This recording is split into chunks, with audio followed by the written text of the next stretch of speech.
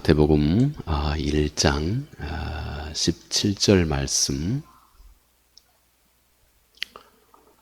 우리 다 같이 한 목소리 읽도록 하겠습니다. 그런즉 모든 대수가 아브라함부터 다윗까지 14대요 다윗부터 바벨론으로 사로잡혀 갈 때까지 14대요 바벨론으로 사로잡혀 간 후부터 그리스도에까지 14대더라. 아멘. 우리 가시는 우리 권사님 꼭 여러분께서 기억하시고 또 깊이 기도하실 때마다 꼭 기도해 주시기 바라겠습니다. 실은 제가 이스라엘 지난주에 이제 가기 전에 이제 이게 금요일 날 오후에 제가 오기 때문에 미리서 이번 주에 함께 나눌 말씀 제가 실은 미리서 다 준비해 놨습니다. 그런데 제가 정작 이스라엘 가서 느끼는 바 제가 이 말씀을 보면서 이 말씀 가지고 함께 나누고 싶은 생각이었습니다. 그래서 제가 금요일 날 오후 저녁에 돌아와서 금요일 날 목요일 저녁에 돌아와서 금요일 날 이 말씀을 다시 준비하고 또 오늘 여러분과 함께 나누게 되었습니다. 저는 그동안 제 인생을 살아오면서 특별한 어떤 질병으로서든지 아니면 어떤 특별한 다른 일로서든지 제가 제 앞에 죽음이 다가오면 정작 내가 피할 수 없는 시간이라고 생각이 될 때에는 내가 의연하고 담대하게 항상 대할 것이다 하는 생각을 제 마음속에 늘 여러 차례 항상 가지고 있었습니다. 그런데 제가 정작 제 인생에서는 한 번도 전쟁이 일어난 상황에 제가 대학을 다니던 시절에는 데모가 많이 있었던 시절이고 또 제가 다녔던 또 대학에서 또 그 서울 시내 그 데모를 하던 사람들이 한꺼번에 모여가지고 거점으로 삼아서 또 심하게 또 데모를 했던 그런 그 혼란한 시절에 또 제가 대학 생활을 했습니다. 그래서 그런 혼란은 제가 많이 겪어봤지만 실제 나라에 전쟁이 일어나는 것에 대해서는 직접 경험해 보지 못했습니다. 그런데 요참에 이스라엘에 가서 실제 전쟁이 일어나고 가자마자 다음날 아침에 저희 텔아비브에 포탄이 둘 포탄이 떨어지고 또 호텔에서는 나가지 말라고 비상 상황이라고 급히 방송을 하고 그런데 그 주변 사람들 보니까 또 여전히 또 조깅을 하고 있고 아침에 그래서 이게 또 일상인가 보다 하고 또 그렇게 생각하고 멋모르고 일정을 소화를 하면서 또 그런 와중에 또 막판에 갈릴리 해변에서 제 호텔이 갈릴리 해변에 있어서 거기에서 밤에 그곳에서 여러 밤을 갈릴리 바로 바닷가에 있는 호수에서 여러 밤을 보내면서 제가 갈릴리 바다를 보면서 우리 성도님들 이름 하나를 하나님 앞에 제가 다 아뢰습니다. 여러분 여기 계신 모든 분들 우리 효손이도 모든 분들 갈릴리 그 바다 옆에서 왜냐하면 물론 상징적인 것이지만 그 갈릴리 바다 바로 옆에서 주님이 제일 사역을 하시면서 제일 많은 시간을 보냈던 장소가 이 갈릴리 근처이시죠. 가버나움하고 거라신 베세다 이 지역들입니다. 티베랴 바로 거기가 티베랴인데 거기에서 아마 상징적인 것이지만 하나님과 아주 그 가까이 있는 하나님의 관심이 아주 가까이 있는 그런 상징적인 그런 의미를 충분히 담고 있는 거룩한 성지이기 때문에 그곳에서 우리 성도님들이 이름 하나를 하나님 앞에 부르면서 꼭 그 핀셋에 벽에 광고물을 고정할 때 꼭 핀을 꽂듯이 제가 여러분들의 이름을 이 갈릴리 바다에 꼭꼭 하나씩 다 꼽아놓는 이런 일을 기도로 제가 했습니다. 그래서 여러분들의 이름이 갈릴리 바닷가에 다 지금 남아 있습니다. 하나님께서 여러분들의 기도를 아주 가까이 좀 들어주시라고 무엇이든지 여러분이 기도하는 것을 가까이 들여다 주시라고 하는 마음으로 제가 그렇게 했습니다. 돌아보니 참 여러분들도 걱정 근심 많이 하게 또 만들었고, 또 제가 예기치 않게 기대하지 않게 또 지나놓고 나니 한 걸음 한 걸음이 얼마나 하나님의 그 놀라우신 은혜가 있었는지, 물론 제 개인적인 경험이지만 이것이 깊고 깊어서 제가 더 이상은 말을 아끼도록 그렇게 하겠습니다. 필요한 때에 여러분들과 제 마음속에 하나님과 제가 느꼈던 경험들을 깊이 나눌 수 있도록 그렇게 하겠습니다. 하나님의 은혜에 정말 감사하고 또 여러분들에게도 진심으로 감사드립니다. 자, 우리가 오늘 마태복음 1장 17절 말씀 우리가 함께 읽었습니다. 실은 마태복음 1장 1절부터 17절까지가 오늘 우리가 함께 생각할 이 본문의 내용입니다. 우리가 아는 것처럼 마태복음 1장 1절이 이렇죠. 아브라함과 다윗의 자손 예수 그리스도의 세계다. 예수 그리스도의 족보를 마태가 아주 자세하게 그렇게 마태가 여기에 기록을 해주고 있죠. 그러면서 우리 마태가 17절에서 이렇게 말을 합니다. 오늘 함께 읽었죠. 그런즉 모든 대수가 아브라함부터 다윗까지 14대요, 다윗부터 바벨론으로 사로잡혀갈 때까지 14대요, 바벨론으로 사로잡혀간 후부터 그리스도까지 14대더라.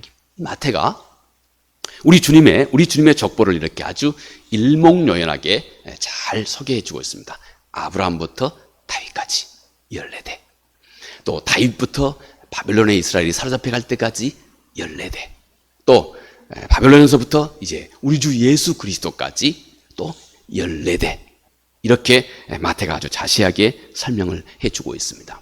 마태가 왜 이렇게 가장 마태복음 처음 시작에 이렇게 예수 그리스도 족보에 대해서 자세하게 설명하고 있을까요? 마태는 바로 이 예수 그리스도가 이스라엘이 그동안 그토록 기다리던 우리의 메시아이시다, 우리의 왕이시다, 우리가 그토록 기다리시던 바로 그분이시다, 우리의 역사 속에 피할 수 없이 하나님이 예정하시고 예비하신 바로 그분이시다 하는 이 사실을 유대인들에게, 마태복음의 1차 독자가 바로 유대인들이었습니다. 이들에게 마태는 확실하게 설명하고자 했던 것입니다. 마태는 특히 이렇게 이 예수 그리스도에 대해서, 또 복음에 대해서, 그리스도의 행적에 대해서 마태는 얼마나 짜임새 있고 체계적이고 또 아주 설득력 있게 잘 설명하고 있는지 몰라요. 왜냐하면 마태의 직업이 세리였습니다. 이 문서 기록에 아주 대단한 재능을 가지고 있었던 분이 바로 이 마태였습니다. 그래서 마태는 자기 자신의 탤런트, 자기 자신의 그 재능을 따라서 이렇게 아주 확실하고 체계적으로 복음을 이렇게 마태가 소개하고 있습니다. 자, 원래 그런데 유대인들은 이 족보에 대해서 아주 중요한 의미를 늘 부여하고 있는 이런 사람들입니다. 여기에 이 족보, 혈통, 여기에 대해서 유대인들은 유달리 아주 독특한 이런 관심을, 또 그 중요성을 가지고 있는 이런 사람들입니다. 그래서 마태는 예수 그리스도가 우리 민족이 그토록 기대하고 고대하던 우리 민족의 최고의 믿음의 아버지 아브라함의 이 후손이고, 그리고 예수 그리스도가 곧 우리가 그토록 사랑하고 또 우리가 존중히 여기고 우리 민족의 자부심으로 여기고 있는 다윗 왕의 후손이다. 이분이 바로 우리가 그토록 기다리던 바로 그분이시다 하는 이 사실에 대해서 마태는 아주 분명하고 체계적으로 아주 논리정연하게 14대 짜임새 있게 마태가 그렇게 소개를 하고 있습니다. 요즘에 여러분, 우리는 요즘에는 인터넷이 발달돼 있고 언제든지 구글이나 또 언제든지 또 필요한 정보를 또 우리 핸드폰 하나만 있으면 다 우리는 언제든지 섭렵할 수 있지요. 요즘에는 뭐 목회자들이 설교를 해도 말이죠. 어떤 사실을 얘기하면 우리 젊은이들은 이렇게 핸드폰을 뒤지는 경우 있습니다. 제가 여기 젊은이들 빗대어 말하는 것은 절대 아닙니다. 그래서 혹시 저 목사님이 얘기하는 내용이 엉터리로 얘기하는지 요즘에는 웬만한 경우에는 다 바로 즉각 확인합니다. 이렇게 편리한 시대에 우리가 살고 있지요. 그래서 우리는 요즘에는 어떤 정보이든지 쉽게 인터넷을 통해서 우리는 즉각 확인할 수 있습니다. 그런데 말이죠, 예수님이 태어나던 당시 마태가 이 복음을, 예수 그리스도가 메시아라고 하는 이 복음을, 그리고 예수 그리스도가 그동안 우리 이스라엘 민족들이, 우리 민족들이 그토록 기다리던 우리 역사 속의 예언자들을 통해서 예언된 그분이라고 하는 사실을 마태가 이 많은 이스라엘 백성들에게 체계적으로 설명해야 할 필요가 있었어요. 그리고 그 당시에는 모든 사람들이 그냥 한 번 들으면 잊혀지지 않도록 아주 쉽게 그리고 분명하게 이 예수 그리스도를 설명할 필요가 있었던 겁니다. 한 번 들으면 잊혀지지 않도록, 오랫동안 기억할 수 있도록. 그래서 예수 그리스도의 족보를 14대, 아브라함부터 다윗까지 14대, 또 다윗에부터 바벨론 포로까지 14대, 그리고 바벨론 포로에서부터 예수 그리스도까지 14대. 이걸 한 번 딱 들으면 잊혀지지 않게 쉽게 많은 이들에게 짜임새 있게 설명하기 위해서 마태가 이렇게 가장 먼저 이 족보를 자세하게 설명을 하고 있는 것입니다. 실제로 이 이스라엘의 특히 당시에 종교 지도자들이었던 이스라엘의 사내들인 이 종교 그룹이 있죠. 사내들인, 요즘으로 말하면 아주 종교 우수한 지도자들, 훌륭한 지도자들이 함께 모여 있는 그런 종교 어떤 죄송합니다만 종교 집단입니다. 가장 고위의 종교 집단이죠. 가장 뛰어난 그런 집단이죠. 얼마나 이들이 이 족보를 중요하게 여겼는지, 그리고 그들의 이런 가르침과 생각들은 이 유태민족 사이에서도 아주 중요하게 함께 여기는 어떤 이런 분위기가 당시에, 지금도 아마 그 유태인들은 그 혈통을 매우 중요하게 여기지요. 그런 분위기가 아주 꽉 차 있었습니다. 한 예로 우리가 아는 것처럼 예수 그리스도가 이 세상에 태어나실 때 곧 헤롯 대왕, 그 영어는 The Great Herod이라고 얘기합니다. 그래서 헤롯 대왕, 헤롯이 하도 이름이 많기 때문에 특별히 이분을 구분하기 위해서 The Great Herod, 이렇게 헤롯 대왕 이렇게 표기합니다. 초대 로마의 이 사람이 참 그 역할을 잘 했다고 그래요. 그래서 로마의 가이사에게 신임을 받아서 이 유대 땅을 다스릴 수 있는 이 왕의 칭호를 얻게 되었습니다. 그래서 이 이곳에 초대 이 팔레스타인 이 지역에, 지금 이스라엘 지역의 초대 왕이 바로 이 헤롯 대왕입니다. 그런데 이 헤롯 대왕의 아버지가 에돔 사람입니다. 에돔 사람. 정규 이스라엘 유태인들의 혈통이 아닌 거예요. 그러니 이 유태 민족들에게, 자기가 다스리는 이 땅의 많은 사람들에게 인정을 받기 위해서 헤롯이 얼마나 발버둥을 쳤겠습니까? 그러죠. 우리가 잘 모르지만 뭐든지 정권을 잡으면, 요즘에도 그래요. 정권을 잡으면 이 정권의 정통성을 어떻게 해서라도 드러내 세우려고 합니다. 우리나라도 뭐 군사 정권이 있었죠. 군사 정권은 뭐 이렇게 쿠데타를 해가지고 예를 들어서 뭐 이제 정권을 얻게 되면 어쨌든 간에 뭐 이렇게 그 정권의 정통성을 어떻게 해서라도 회복하려고 하는 노력을 많이 기울입니다. 뭐 예나 지금이나 이런 노력은 다 똑같습니다.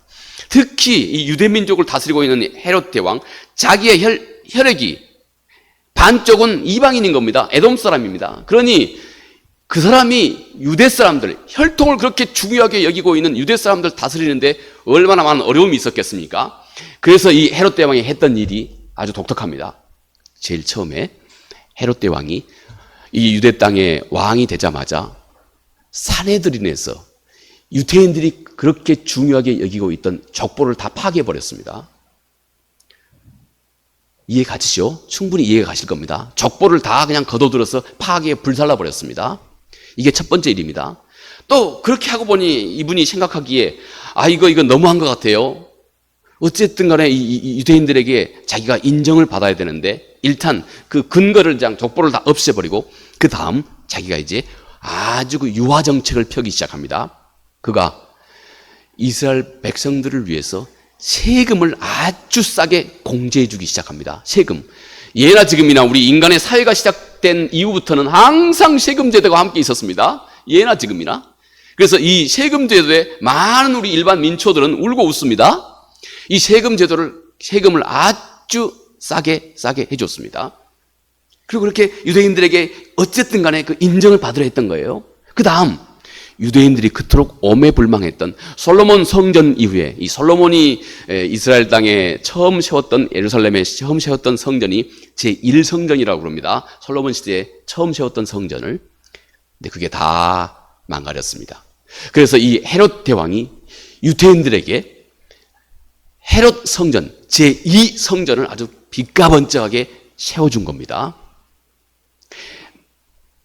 아브라함이 그의 아들 이삭을 번제로 드렸던 바로 그곳에다가 제2성전, 그리고 곧 헤롯 성전이라고 말합니다. 또는 제2성전이라고도 말합니다. 이스라엘에게 이 헤롯 성전을 세워줬습니다. 얼마나 이 유대 사람들에게 그로 인해서 큰 이 감격스러운 일이 됐겠습니까? 어찌하든 이 유대인들에게 자기의 호감을 사도록 하기 위해서 헤롯은 이렇게 나름 발버둥 노력을 많이 했던 것입니다. 모두가 다 인정받기 위해서. 또 헤롯은 실제로 유대인들에게 아주 관대한 태도도 많이 보였습니다. 실제 이 유대 땅에 가뭄이 들게 되었을 때, 먹을 게 많이 떨어지고 많은 사람들, 서민들이 고통을 받을 때 헤롯은 자기가 평소에 자기 집에서 사용하던 금 대접을 다 이렇게 백성들에게 쪼개고 찢어서 금 대접을 나눠줬습니다. 그래서 그것으로 하여금 팔아서 식량을 사고 연명할 수 있도록 이런 선한 정책들을 이 헤롯 대왕이 아주 많이 했던 것입니다. 그런데 이 사람이 말년에 말입니다. 헤롯 대왕이 죽기 얼마 말년에 또 아주 엉뚱한 일도 그가 벌이게 되었습니다. 이 헤롯 대왕이 가만히 생각해 보니까 말년에 자기가 죽을 때 자기를 위해서, 자기 죽음을 위해서 이 유태인들 중에 눈물을 흘려줄 사람이 아무도 없을 것이다 하고 생각한 겁니다. 자기가 자기를 너무 잘 알았던 거였죠. 그래서 자기가 죽을 때 자기의 그 죽음을 애도하고 이것을 위해서 눈물을 흘려줄 사람이 아무도 없겠다 생각을 한 겁니다. 그래서 여러분, 이 헤롯이 어떤 일을 벌였냐면 자기가 죽기 직전에 당시의 유대 사회에 아주 이름이 있고 존경받는 랍비들, 랍비들을 여럿을 체포했습니다.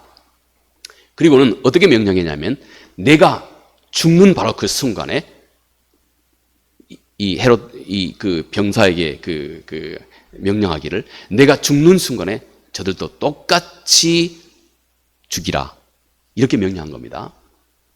그래서 헤롯이 정작 죽을 때 그 유명한 유대 많은 사람들에게 존경을 받는 이 많은 유대 랍비들도 같이 동시에 처형이 됐습니다. 그러니 이스라엘 사람들이 그토록 존경받는 그 인물들이 그렇게 한꺼번에 처형이 되니 얼마나 슬픕니까? 유대인들이 한꺼번에 눈물을 흘릴 거 아닙니까? 그래서 자기가 죽을 때 많은 유대인들이 그렇게라도 눈물을 흘릴 수 있도록 했던 이런 어처구니 없는 일을 벌였던 사람이 여러분 바로 이 헤롯, 바로 이 사람입니다. 얼마나 족보나 또 사람들에게 인정받는 것을 얼마나 중요하게 여겼던지 우리는 그의 태도 속에서 잘 알 수가 있습니다. 자, 그러면 마태가 쓴 성경 1장에서 우리 주님의 족보를 이렇게 자세하게 기록을 해두고 있는 우리 그 성경의 숨은 의도가 뭘까요? 이 안에 숨겨져 있는 메시지가 무엇일까요? 이 안에는 세상 모든 사람에게, 이 하나님의 말씀을 접하는 세상 모든 사람들에게 곧 아주 분명하게 주고 있는 메시지가 이 안에 함께 있는 것입니다. 모든 사람은 바로 이 진리를 다 대할 수 있도록 하고 있는 것입니다. 자, 그러면 마태가 그의 복음서를 통해서 우리에게 예수 그리스도의 모든 탄생과 예수 그리스도의 이 땅에 출현하신 그리스도의 족보를 통해서 우리에게 전해주고 있는 바로 그 숨은 메시지가 무엇일까? 우리가 함께 오늘 간단하게 생각을 해 봅니다. 먼저 성경이 소개하고 있는 우리 주님의 족보, 아브라함에서부터 곧 다윗까지의 족보를 마태가 설명을 합니다.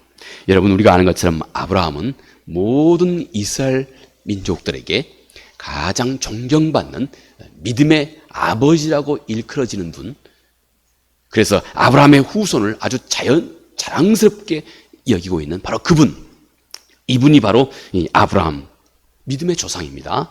그리고 다윗은 누굽니까? 지금도 여러분 아시는 것처럼 이스라엘 국기에 이 다윗을 상징하는 다윗의 별이 이스라엘 국기가 되었습니다. 그만큼 다윗은 이스라엘 모든 민족, 유대 민족에게 높이 추앙받고 있는 그 성군, 훌륭한 왕이죠. 바로 여기에 성경은 아주 중요한 사실을 일러주고 있습니다. 모든 사람은, 그리고 여러분이나 나, 모든 사람은 아주 위대하고 존귀한 자로 이 세상에 태어났다 하는 것입니다. 가깝게 창세기 1장 27절 말씀에 성경이 우리가 누구인지를 우리에게 이렇게 일러주고 있습니다. 하나님이 자기의 형상 곧 하나님의 형상대로 사람을 창조하시되 남자와 여자를 창조하셨다.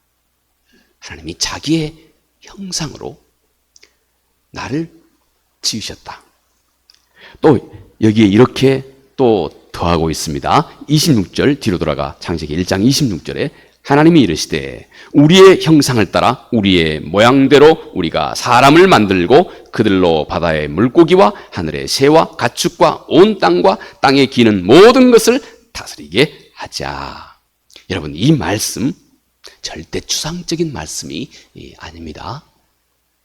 하나님이 나를 대하신 바로 그의 마음과 또 하나님 그분의 태도가 이 안에 담겨져 있기 때문에 그렇습니다. 하나님은 나와 여러분을 하나님 자신 그분의 형상으로 하나님께서 지으셨다. 그냥 막 이 세상에 태어난 거 아니다. 나를 하나님 그분의 형상으로 지으셨다. 그리고 하나님은 나와 여러분을 그분의 모양으로, 그분의 모양은 그 영어 성서는 likeness입니다. 그분과 똑같게, 너무 비슷하게 이렇게 하나님께서 우리를, 나와 여러분을 지으셨다. 하나님은 우리를 이 땅에 보내실 때 세상에서 가장 위대한 것을 생각하고 계셨다. 여러분 한 사람 한 사람을 하나님께서 이 세상에 보내실 때 하나님은 세상에서 하나님이 생각하실 수 있는 가장 위대한 것을 하나님께서 내 인생을, 내 생명을 이 땅에 보내시면서 가장 위대한 것을 하나님이 생각하고 계셨다. 그리고 그것을 우리 안에 불어넣어 주셨다.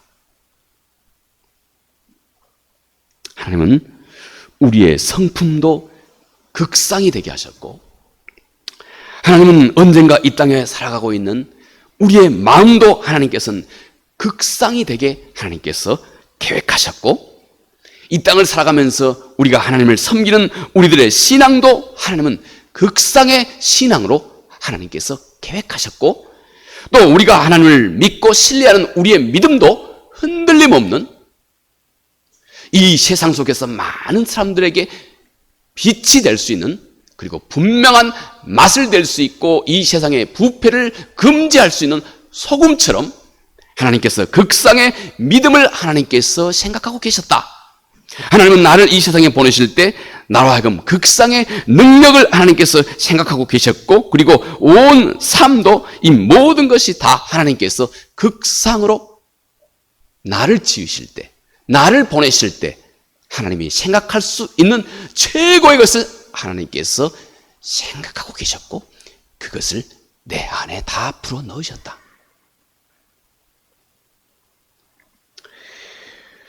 여러분, 우리 모두를 하나님께서 운명적으로, 왕의 운명으로, 그리스도가 이 땅에서 왕의 운명으로 태어나신 것 같이 우리를 예수 그리스도 안에 두심으로 우리 역시 이 세상에 왕의 운명으로 살아갈 수 있도록 하나님께서 우리를 이 땅에 보내고 지으셨다.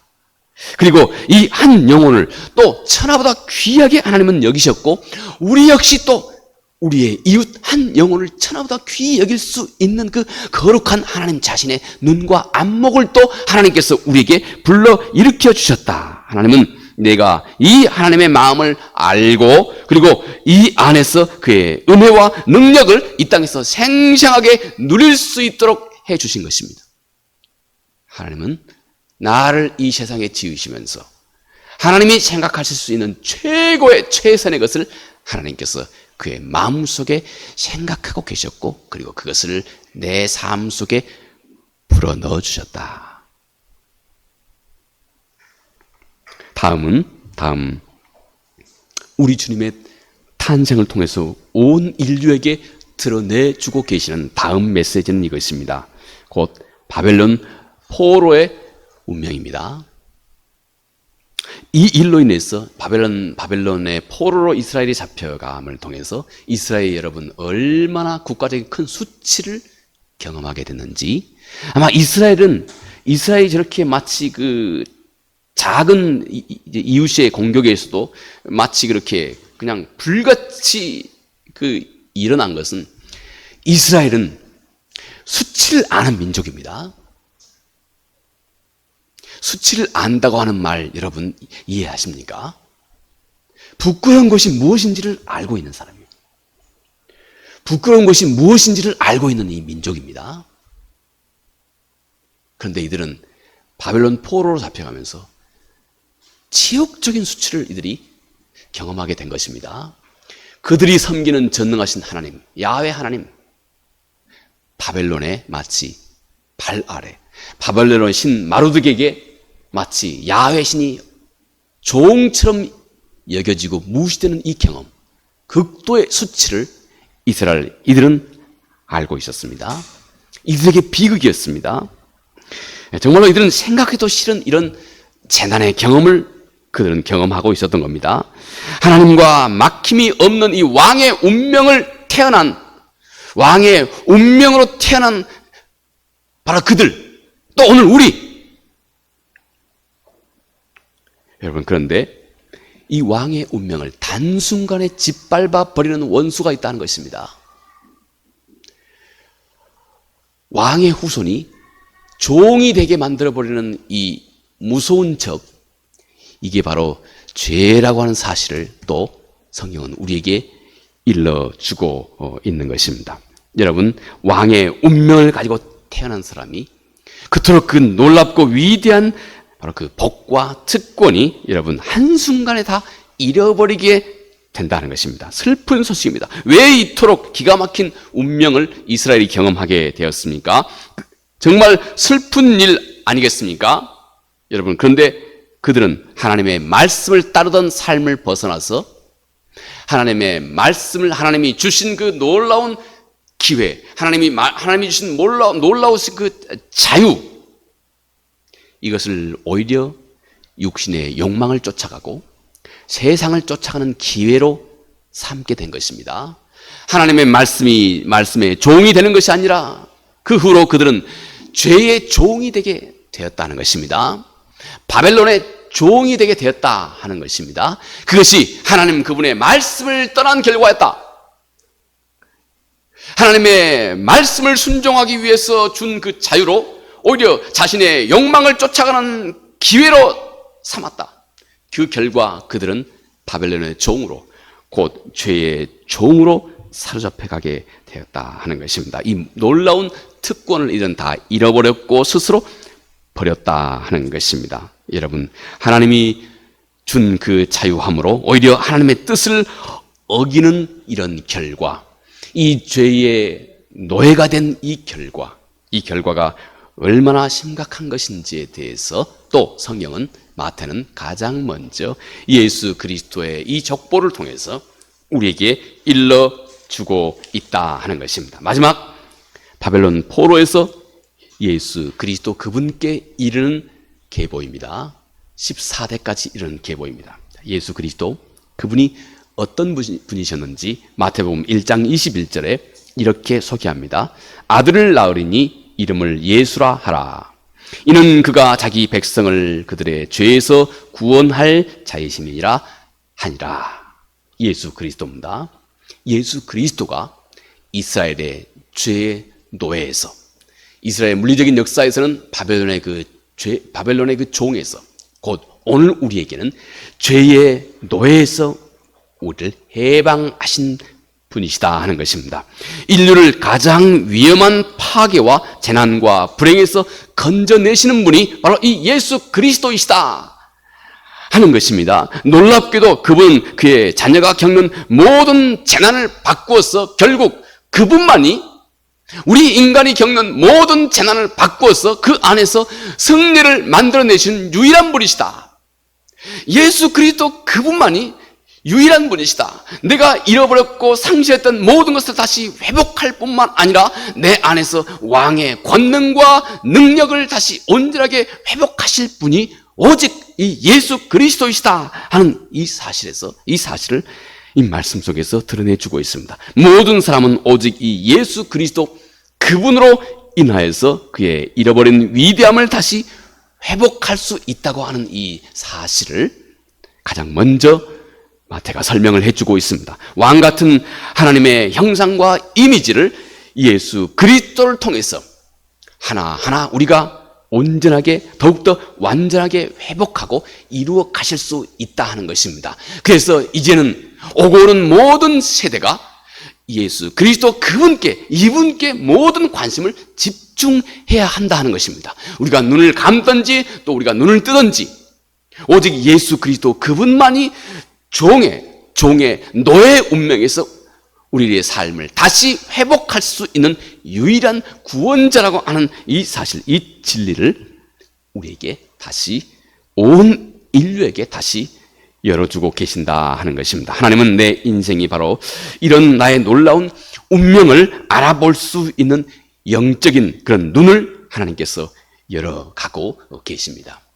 하나하나 하나님 그분이 어떤 분인지, 하나님 그분이 얼마나 하나님의 말씀으로 내 마음이 한 걸음 한 걸음 나아갈 때라야 비로소 우리의 삶의 의미를 찾고 우리의 삶의 능력을 찾고 우리 삶에 진정으로 세상을 이길 수 있는 용기를 찾고 우리의 삶이 하나님 보시기에 합당하고 온전한 거룩함을 회복하고 우리의 삶이 예수 그리스도 그분의 모습을 우리 삶 가운데서 왕성하게 이루어가게 되고 우리 삶이 그토록 예수 그리스도 그분께 집중하는 것이 우리 삶의 유일한 길이라고 하는, 생명의 길이라고 하는 이 사실을 성경은 우리에게 일러주고 있습니다. 물론 앞으로도 하나님의 이런 섭리와 사랑은 우리의 삶의 구체적인 일상 경험을 통해서 구체적으로 점점 더 온전해져 가게 될 것입니다. 우리의 신앙이 더 온전해져 가면 갈수록 우리는 우리의 삶 가운데서 오직 하나님과 예수 그리스도 그분에게서만 오는 그 대단한 그동안 알지 못했던 숨겨져 있는 그 놀라운 능력이 우리의 삶에 더욱 견고하고 튼튼하고 왕성하게 우리의 삶을 이끌어가게 될 것입니다. 제가 이스라엘을 마지막 떠나던 날 새벽에 말입니다. 마지막 떠나던 날 새벽에 TV를 이제 켰습니다.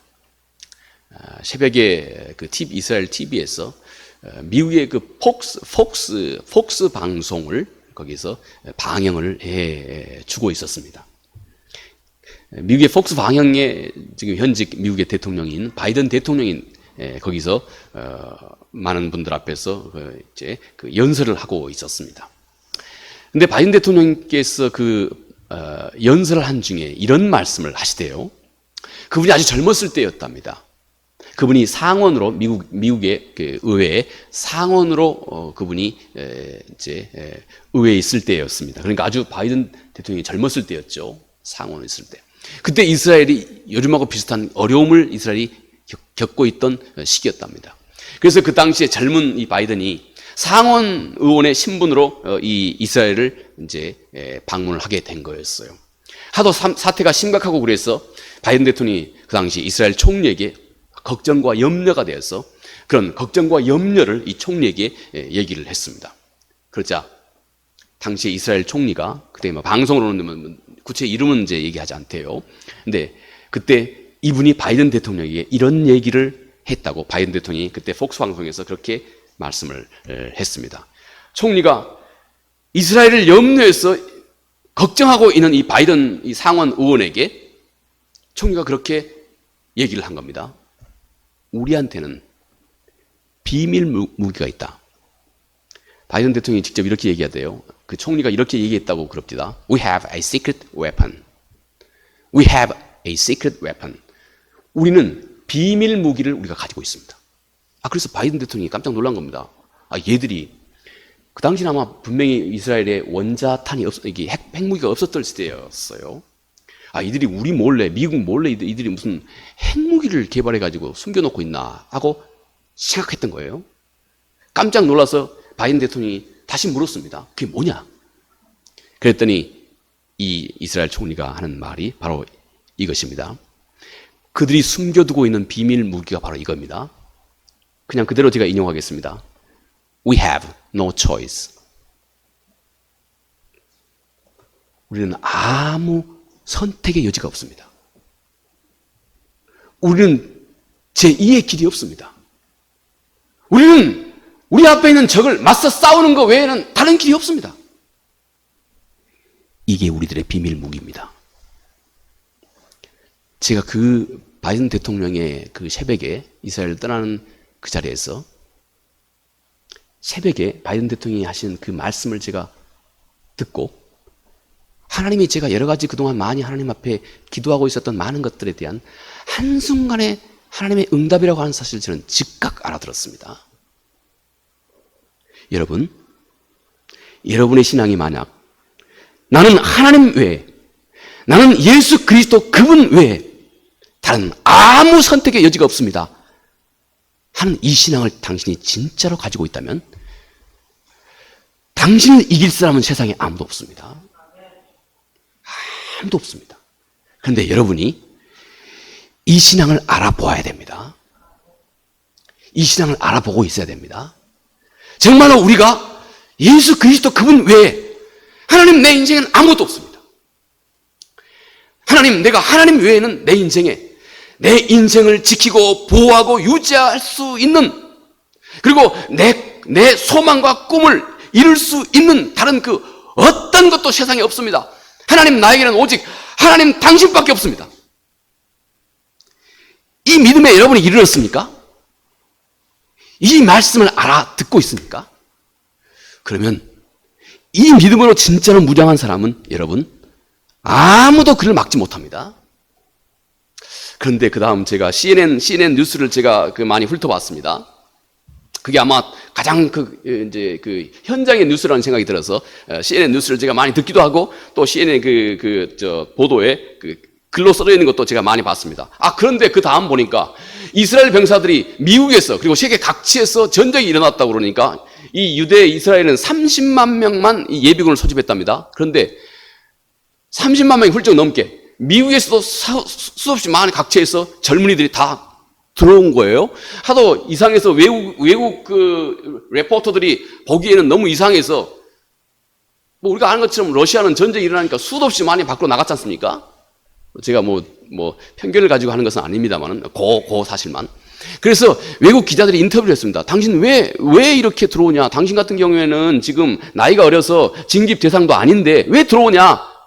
그러니까 이스라엘의 그 젊은이들이 수도 없이 많이 이런 말을 했다고 또 CNN에 글자로 보도되어 있는 CNN 글에 이렇게 똑같은 말을 했더라고요. We have no choice. 우리는 다른 선택의 여지가 없습니다. 우리가 함께 맞서 싸우는 것 외에 다른 선택의 여지가 없습니다. 여러분 이 말을 알아듣고 계십니까? 우리가 하나님 예수 그리스도 외에 다른 선택이 없습니다 하는 이 분명한 신앙을 갖기 시작하면 여러분 우리는 하나님의 마음을 알게 됩니다. 우리의 삶의 많은 문제들이 아주 일목요연하게 잘 해결될 것입니다.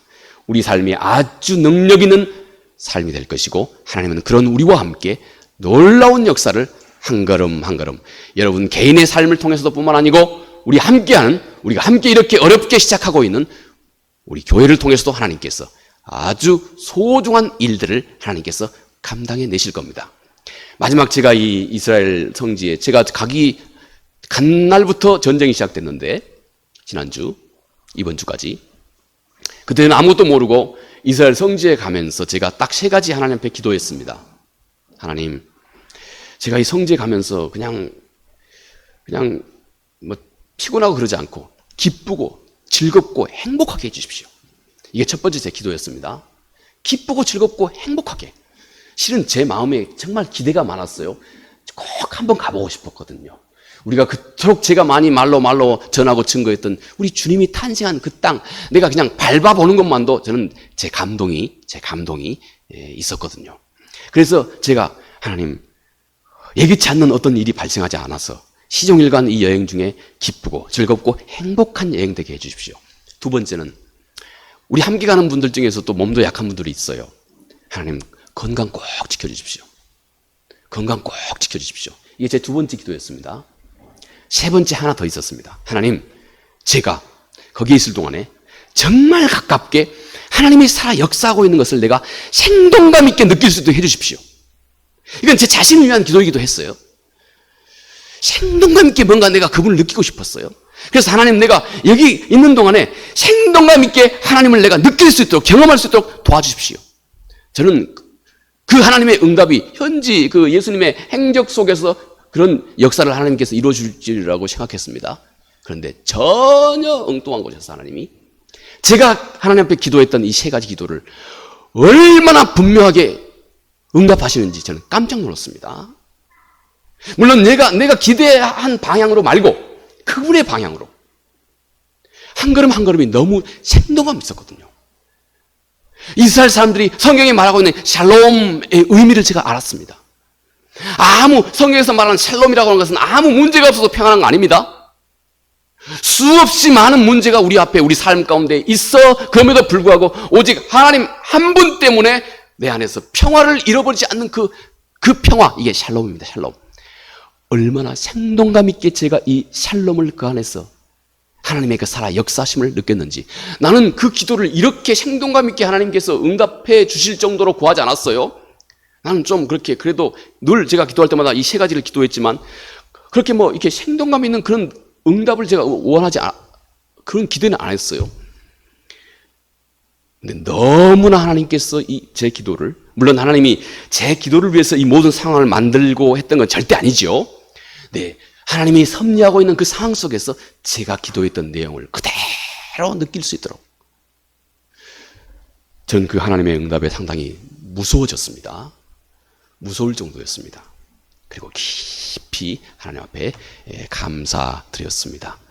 이런 적잖은 은혜가 또 우리의 마음속에, 우리의 삶 가운데서도 앞으로 기회가 있는 대로 함께 여러분과 진심을 다해서 함께 나누도록 하겠습니다. 은혜로우신 아버지 하나님, 고맙고 감사합니다.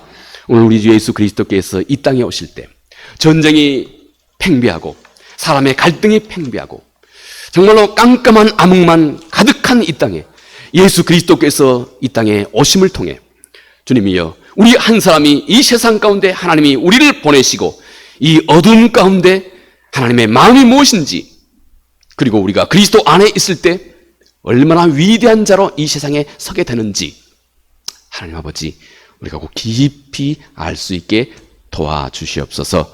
예수님 거룩하신 이름으로 기도합니다. 아멘.